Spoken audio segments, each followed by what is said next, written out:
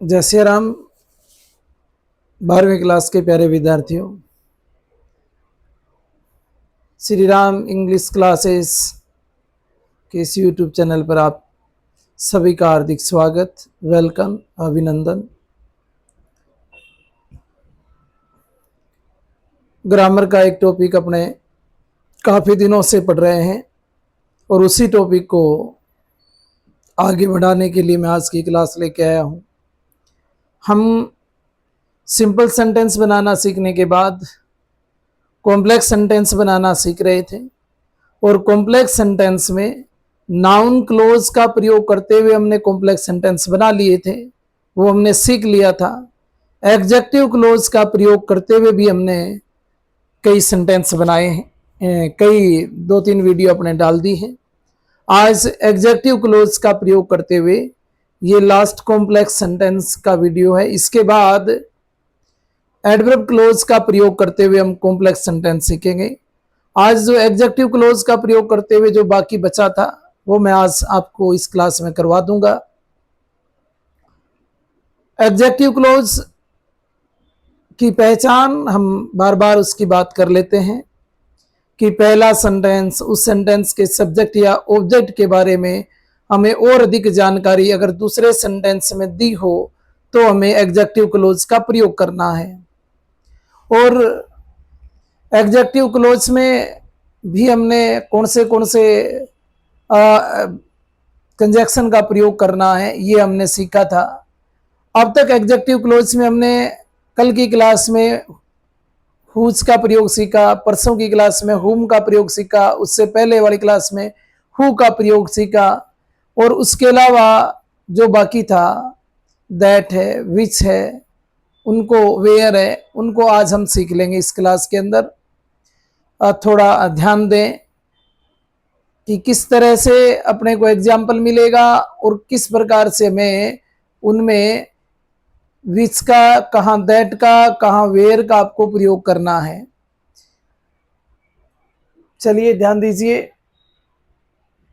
ये लगभग सिंथेसिस को लेकर, इस टॉपिक को लेकर मेरी 21वीं क्लास है। 12वीं क्लास के विद्यार्थियों के लिए 21वीं वीडियो होगी जहां हम सिंथेसिस पढ़ रहे हैं। हालांकि 13 क्लासें हमने सिंपल सेंटेंस को लेकर पढ़ी हैं और 8वीं क्लास ये कॉम्प्लेक्स सेंटेंस की है। विच और दैट, ध्यान रखना, विच और दैट कौन से का ही आप प्रयोग कर सकते हैं, दोनों एक जैसे हैं, पर मेरा मानना है कि वस्तु के लिए आप दैट का प्रयोग करना, जानवर की जहां बात आती है वहां आप विच का प्रयोग कर लेना, ज्यादा बेहतर रहता है। हालांकि किसी का प्रयोग कर सकते हैं, कोई ज्यादा फर्क नहीं पड़ता, लेकिन फिर भी वस्तु की जब बात आए तो वहां दैट का प्रयोग कर लेना और जब बात आए किसकी, जानवर की, तो आप किसका प्रयोग कर लेंगे, विच का प्रयोग कर लेंगे। मिलेगा क्या दूसरे सेंटेंस में, इनका प्रोनाउन मिलेगा, इट मिल जाएगा, दिस मिल जाएगा, दैट मिल जाएगा, देन मिल जाएगा। सेंटेंस पे ध्यान दीजिएगा, the book has torn, it was gifted to me. अब आपको तो ये देखना था कि ये जो इट प्रोनाउन है ये किसके लिए आया है। हमने देखा ये पुस्तक के लिए आया है, तो पुस्तक है क्या, वस्तु है। आप इसके लिए अगर सब्जेक्ट के लिए प्रोनाउन आया तो उधर से केवल सब्जेक्ट उठाओगे, हमने इधर से लिया द बुक और इसके बाद हमने दैट का प्रयोग कर दिया और इट को हटा दिया। वही तरीका है सेम जो पीछे सीख के गए हैं, वॉज गिफ्टेड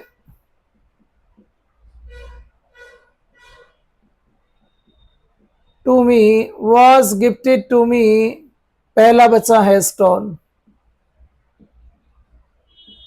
बस कॉम्प्लेक्स सेंटेंस बन गया। मेरे कहने का मतलब ये है कि तरीका तो सेम, एग्जेक्टिव पढ़ रहे हैं तो एग्जेक्टिव वाला मिलेगा, फर्क इतना है हु का प्रयोग करना है, हुज का करना है, हुम का करना है, विच का करना है, दैट का होगा, वेयर का होगा, ये चीजें आपको समझनी है।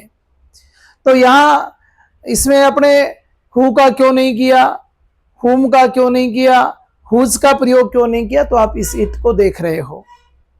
दूसरा ये यहां देख रहे हो कि इस वस्तु के लिए इट आया है, तो हमने वस्तु के लिए अभी मैंने बताया कि दैट का प्रयोग कर देना। अगर यहाँ जानवर होता तो आप विच का प्रयोग कर देते। स्थान के लिए अगर कोई प्रोनाउन दिए है तो अपने वेयर का कर देते। बस इतना सा काम है। The car will sell soon, it is on high demand. अब देखो ये कार, कार वस्तु है ना, और वस्तु के लिए क्या आ गया? प्रोनाउन इट आ गया।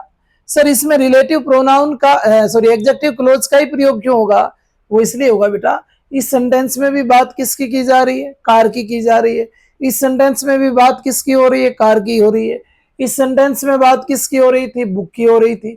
इसमें किसकी बात हो रही है? बुक की हो रही है। पहले सेंटेंस में भी बुक की बात, दूसरे सेंटेंस में भी बुक की बात कर रहे हैं। पहले सेंटेंस में भी कार की बात, दूसरे सेंटेंस में भी कार की बात। इसका मतलब इस सेंटेंस में जो जानकारी थी इसमें उसके बारे में और जानकारी दी है, और जानकारी दी है तो इसे एज एडजेक्टिव में ले लेंगे। इसलिए अपने को इसमें एडजेक्टिव क्लोज का प्रयोग करना है। अब करना कैसे है वो आप पीछे कई क्लासों से देखते आ रहे हो। आज तो अपनी ये लास्ट क्लास है और यहाँ एडजेक्टिव क्लोज अपना पूरा हो जाएगा। अब ध्यान से देखिए, the car will sell soon, it is on high demand. तो द कार हमने लिखा, सब्जेक्ट का प्रोनाउन आया है ना, इसलिए यहां दैट लगाएंगे और दूसरा सेंटेंस पूरा लिख देंगे, that is on high demand will sell soon. फिर क्या आ जाएगा? Will sell soon, will sell soon, और ये अपना सेंटेंस बन गया। The car that is on high demand will sell soon. The dog has gone away, it was sitting here. The dog, और ये इट किसके लिए आया है? It was sitting here, dog के लिए है। इट किसके लिए है? डॉग के लिए। और जानवर जब आ जाए तो मैंने यही कहा था, आप किसका प्रयोग कर देना? दैट की बजाय विच का प्रयोग कर देना। ये देखो दैट और विच दोनों एक जैसे हैं। वस्तु आए तो दैट का, जानवर आए तो विच का। सब्जेक्ट का प्रोनाउन है ना वहां, तो फिर द डॉग विच, विच का प्रयोग कर दिया हमने।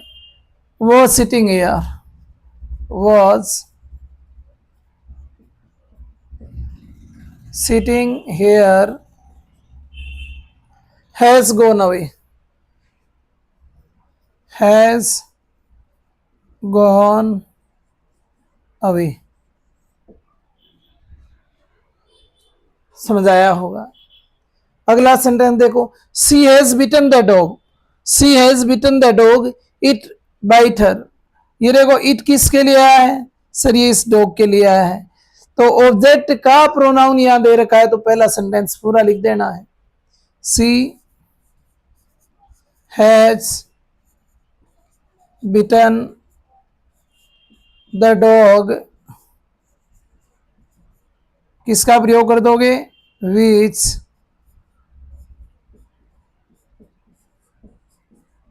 ये लो। समझ आया होगा।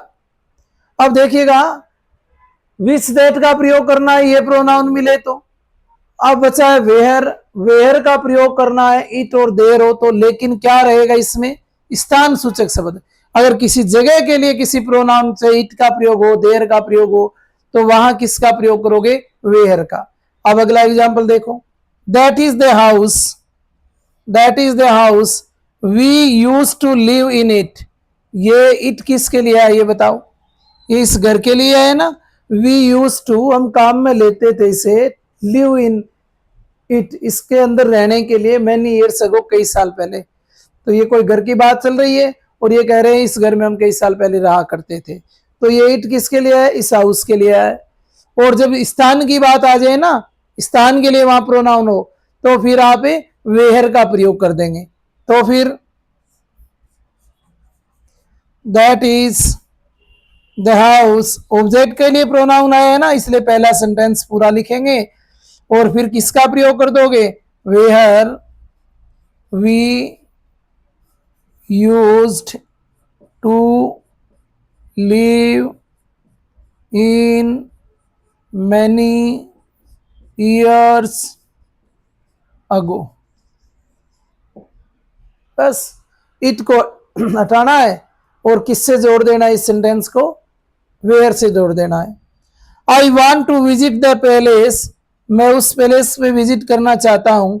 आई वॉज बोर्न देयर, जहां मैं जन्मा था, जहां मेरा जन्म हुआ था। ये देर तो उस स्थान के लिए आया है ना। अब स्थान के लिए अगर देर आया तो देर को वहां से हटा देंगे। किसका? ऑब्जेक्ट का प्रोनाउन है, तो पहला पूरा लिख देंगे। तो ये ऐसे हो जाएगा, I want to visit the palace where I was born. उम्मीद करता हूं ये सेंटेंस आप लोगों को समझ आया होगा। और इसी के साथ हमने पहले पढ़ लिया था नाउन क्लोज का प्रयोग करते हुए, और आज हमने कंप्लीट कर लिया है एडजेक्टिव क्लोज का प्रयोग करते हुए कॉम्प्लेक्स सेंटेंस बनाना। अब कॉम्प्लेक्स सेंटेंस में एक टाइप और बच गया, एडवर्ब क्लोज का प्रयोग करते हुए कॉम्प्लेक्स सेंटेंस बनाना। मेरा मानना है कि ये छोटी छोटी क्लासें आपके लिए बड़ी हेल्पफुल साबित होगी। जैसे जैसे एग्जाम नजदीक आती जाएगी तो आपको प्रेशर में आने की आवश्यकता है नहीं। ये सारी क्लासें आपको एक साथ भी बाद में मैं वीडियो में उपलब्ध करवा दूंगा। उसके साथ साथ इन सभी क्लासों का मैं एक दिन आपको एक साथ अपने लाइव सेशन, लाइव क्लास लगाकर उसमें सभी के एग्जाम्पल एक साथ करवा दूंगा। तब तक के लिए आप इन छोटी छोटी क्लासों का नियमित रूप से अध्ययन करते रहिए, आगे बढ़ते रहिए, खुश रहें। जय सिया राम। आज के लिए इतना है।